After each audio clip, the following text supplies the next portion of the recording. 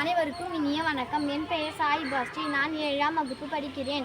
நான் வேப்ப மரத்தின் பயன்களை பற்றி சொல்ல வந்துள்ளேன். மரம் நட்டவன் வாழ்வான் என்று நாம் கேட்டிருக்கிறோம். அந்த மரங்களில் மிகவும் முக்கியமானது வேப்ப மரம் ஆகும். இது ஒரு சாதாரண மரம் அல்ல, நமக்கு பல நன்மைகள் தரும் ஒரு அரிய வகை மரம். முதலில் வேப்ப மரம் மருத்துவ மரமாகும். இதன் இலைகள் கிருமிகளை அழிக்கும் சக்தி கொண்டது.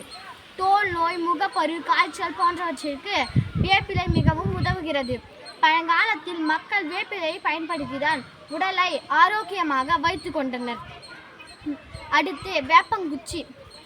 வேப்பங்குச்சியில் பற்களை சுத்தமாக வழக்கி இருக்க உதவுகிறது. இன்று நம் பற்பசை பயன்படுத்தினாலும் வேப்பங்குச்சி இயற்கையான மற்றும் ஆரோக்கியமான முறையாகும். மேலும் வேப்ப மர விதைகள் மற்றும் எண்ணெய் விவசாயத்திற்கு மிகவும் பயனுள்ளதாக உள்ளது. இது பூச்சிகளை விரட்டும் இயற்கை மருந்தாக செயல்படுகிறது.